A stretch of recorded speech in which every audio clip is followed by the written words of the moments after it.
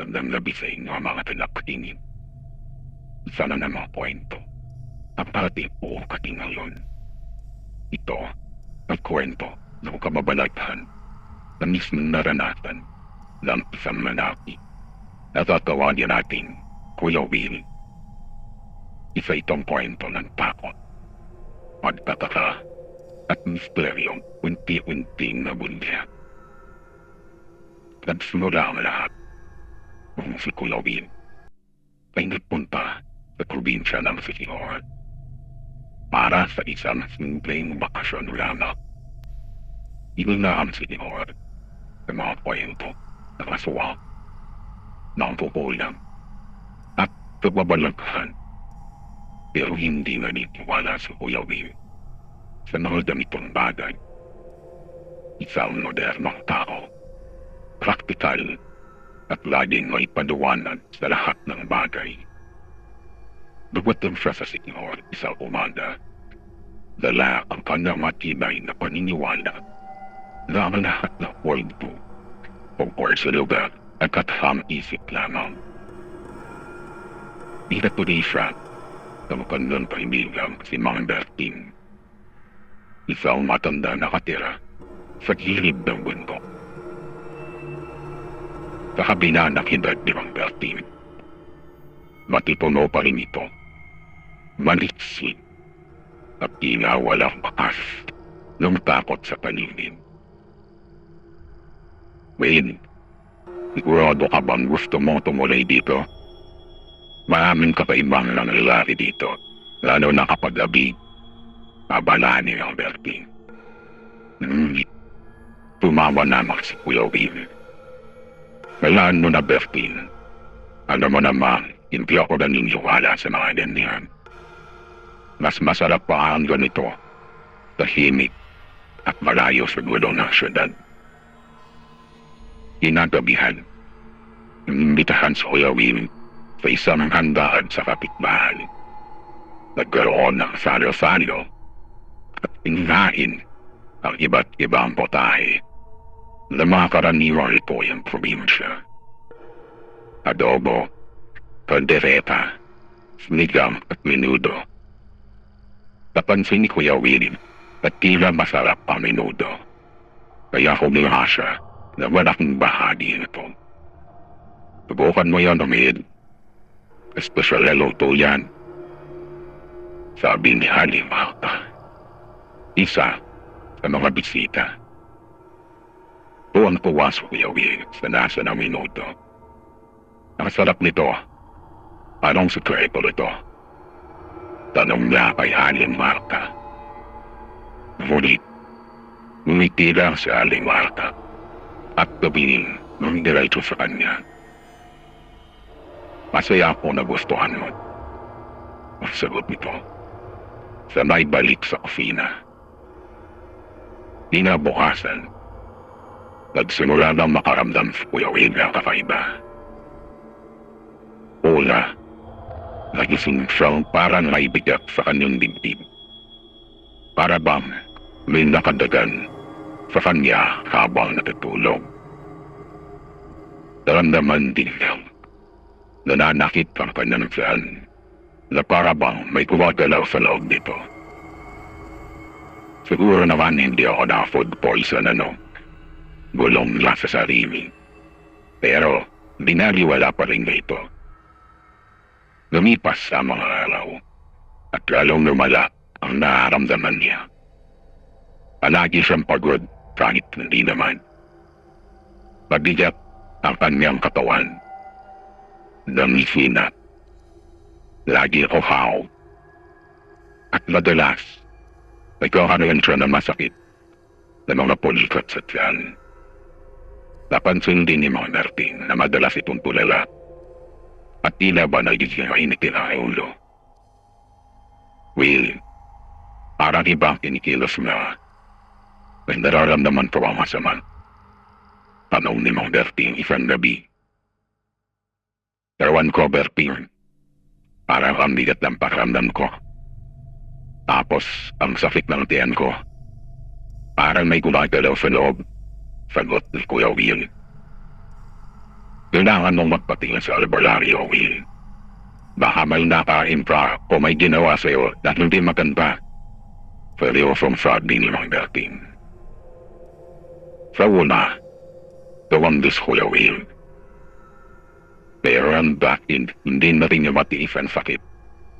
At sa ibang mga nararamdaman, pumayag na rin siya. Pinala siya ni Mang Bertin kay Aling Isim. O kilala rin nila Isim. Isa siyang kilalang albularya sa lugar. Ika-Isim kay matanda. Ngunit matalas pa rin ang kanyang paningin. Lalo na kapag nararamdaman niya may kakaibang presensya. Pagdating nila, naramdaman agad ni Isim ang kakaiba sa katauhan ni Kuya Will. Sinimulan agad ni Isim ang pagsusuri. Pumawak siya sa pulso ni Kuya Will. Sabay bulong na ano-anong panalangin. Naglagay siya ng namis sa noon ni Kuya Will. At tila ba may hinahanap na hindi nila nakikita. May kinain ka bang kakaiba ng mga nakaraang araw? Tanong ni Isim. Agad naisip ng Kuya Will ng dodo. May nodo akong kinain noong isang araw. Pero normal lang naman siguro yun, di ba? Umiling si Isim. Hindi basta-basta minudo ang pagkain nun. May energy doon na hindi mo dapat lakarin. Ngayon, may nangyayari sa loob ng katawan mo. Nanlaki ang mata ni Kuya Will. Tumaas ang kanyang mga kilay. Ano po ibig sabihin? May nangyayari sa iyo, iho. Unti-unti kang nagiging kakaiba.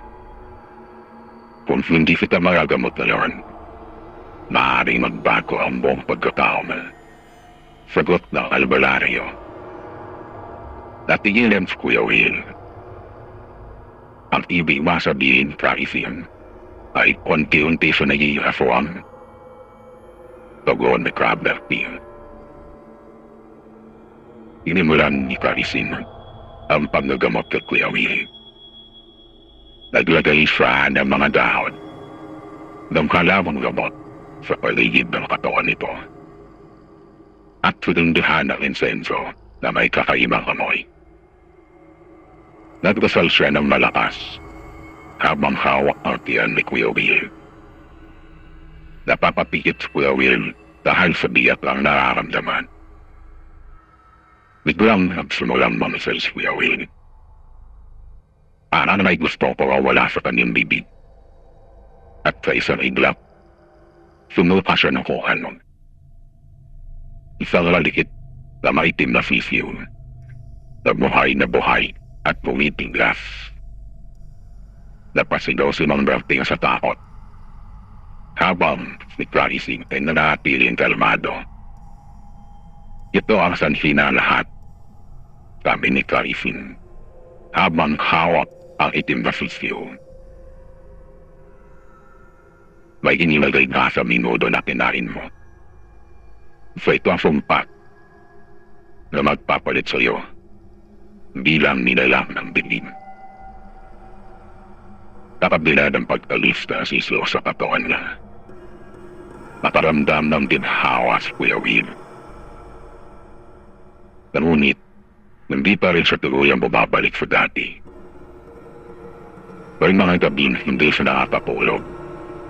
At may mga pagkakataon na bigla siya naging agresibo. Lalo na kapag nakakita siya ng dugo o hilaw na kapnay. Sa isang gabi, habang nag-uusap siya ni Mang Bertin, napansin nito ang nag-iiba ang ni Kuya Will. At kanyang mga mata ay nagiging pula. At ang kanyang mga upo ay humahaba. Will, hindi ka patuloy ang magaling. Kailangan natin bumalik kay Isim si Don and Albertine. Ngunit, bago pa man sila makabalik, biglang nagwala si Kuya Will. Sunugod na si Albertine na parang hayop. Ngunit, pabilis ito ang nakaiwas. Napagtanto ni Mang Bertin na kailangan niyang humingi ng tulong kay Kaisin.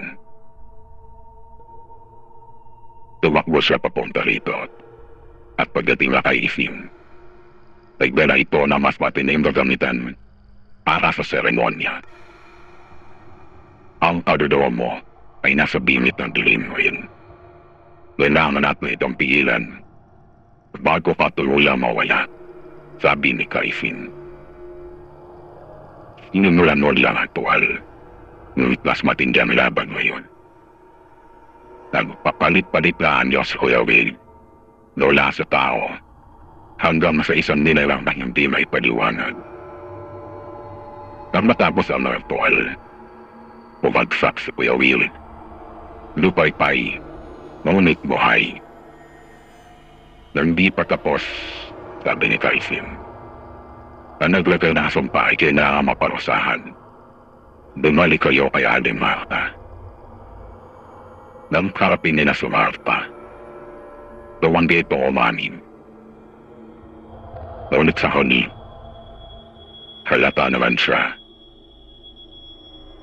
Alam ni Kaisin na sa tulong ng dasal at langis ay mapapahabi nila si Ate Marta. Dinamin niya isa sa mga ulam at isa ring aswang. At ang minudo ay ang paraan niya para palaganapin ang kanyang sumpa. Pinalayas si Ate Marta sa bayan. Ngunit, nananatiling may bakit ng takot sa Kuya Will. Sa kabila ng pagtanggal sa kanya ng itim na sisiw, hindi niya maiwasan tanawin ang sarili. Nakalaya na ba talaga ako? O ba'y naiiwan pa rin sa aking sumpa? Hanggang ngayon, hindi pa rin sigurado si Kuya Will.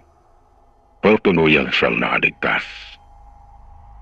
At sa tuwing magpapalit ang buwan, ramdam niya ang kakaibang inip sa kanyang katawan. Para bang may gustong kumawala. Sa mga tagapakinig, ang kwento ng Kuya Will ay isang paalala na hindi natin dapat binabaliwala ang mga babala tungkol sa mga bagay na hindi natin lubos maunawaan. Sa mundong ito, hindi lahat na nakikita natin ay may simpleng paliwanag. Kaya, mag-ingat tayo. Lalo na sa mga lugar na may misteryo at hiwaga. Hanggang sa susunod na kwento, ito ang inyong Will J na nagsasabi. Magandang gabi sa inyong lahat.